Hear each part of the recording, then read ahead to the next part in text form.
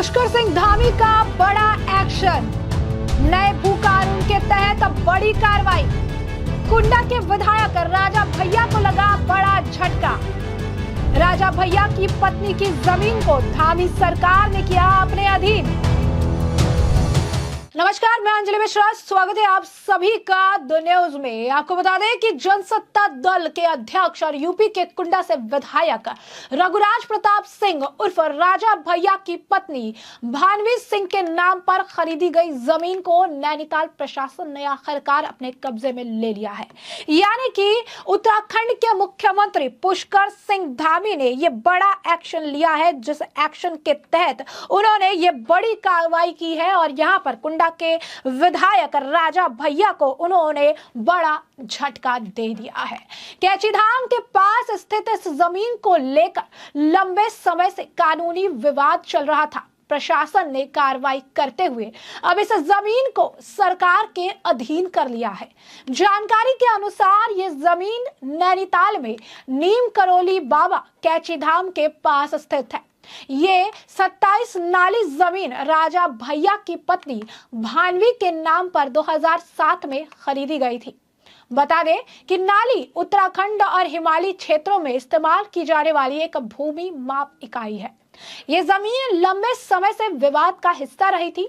ये मामला राजस्व बोर्ड और आयुक्त न्यायालय में विचाराधीन था। राजस्व और आयुक्त न्यायालय में चल रहे मामलों में राजा भैया के पक्ष में फैसला नहीं आने के बाद प्रशासन ने इस जमीन को सरकारी कब्जे में लेने की प्रक्रिया शुरू की थी। पिछले कुछ समय से इस संबंध में कार्रवाई चल रही थी, जिसे अब पूरा कर लिया गया है।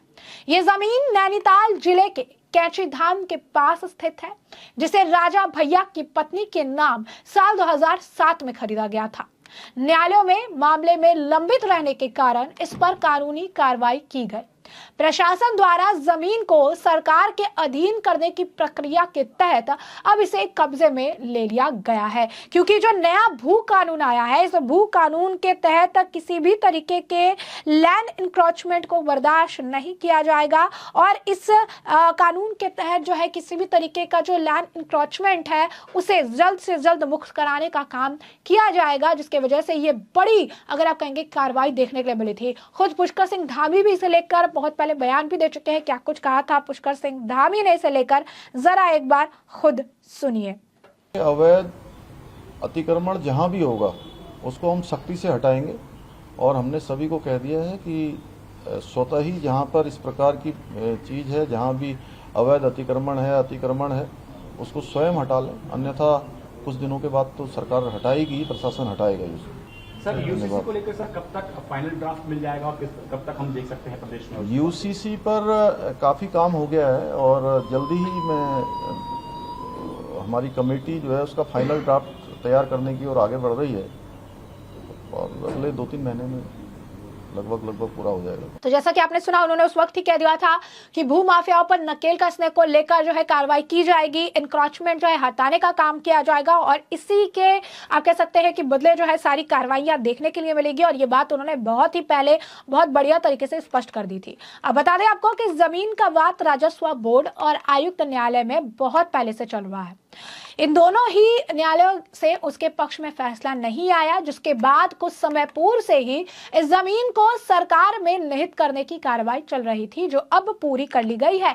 यानी अब इसे सरकार के अंडर, धामी सरकार के अंडर जो है ले लिया गया है और ये एक बड़ी कार्रवाई के तौर पर देखा जा रहा है। अधिकारी ने क्या कहा इसे लेकर? राजस्व विभाग के एक अधिकारी नरेश असवाल ने कहा कि उत्तराखंड के कानून के अनुसार कृषि के लिए खरीदी गई जमीन का इस्तेमाल 2 साल के भीतर उसी उद्देश्य के लिए किया जाना चाहिए।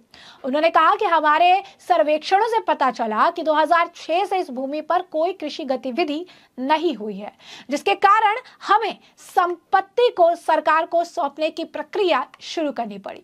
प्रशासनिक सूत्रों के अनुसार भानवी सिंह ने अतिक्रमण को रोकने के लिए भूमि पर कांटेदार तार की बाड़ लगा रखी थी, लेकिन खेती ना होने के बाद उन्हें नोटिस भेजा गया।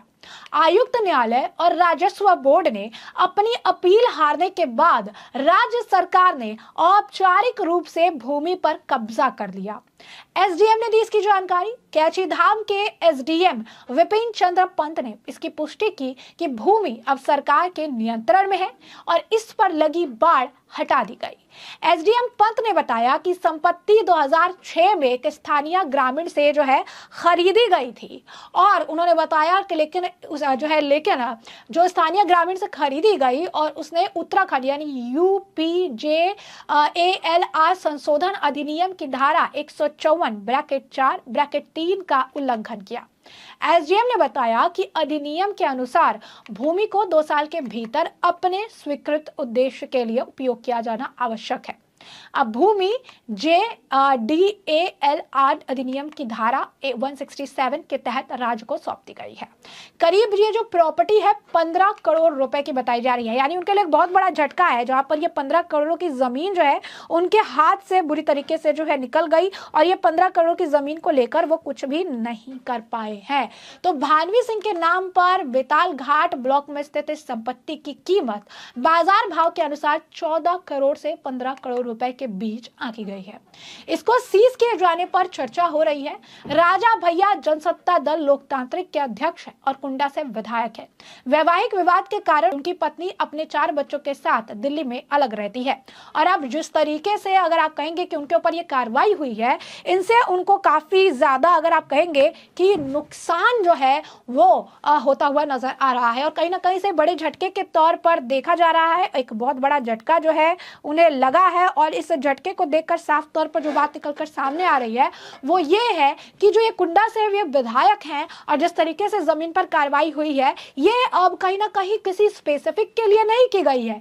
जैसा कि उत्तराखंड की पुष्कर सिंह धामी सरकार ने पहले भी कह रखा था कि भूमि इंक्रोचमेंट को लेकर किसी भी हालत में कोई भी व्यक्ति क्यों ना हो उसे बख्शा नहीं जाएगा। तो यहाँ पर अगर आप देखेंगे तो चाहे वो नॉर्मल इंसान हो, चाहे वो भूमाफिया हो या फिर विधायक हो, किसी को इस मामले में बख्शा नहीं जा रहा है और सब पर बैक टू बैक ताबड़तोड़ कार्रवाई देखने के लिए मिल रही है।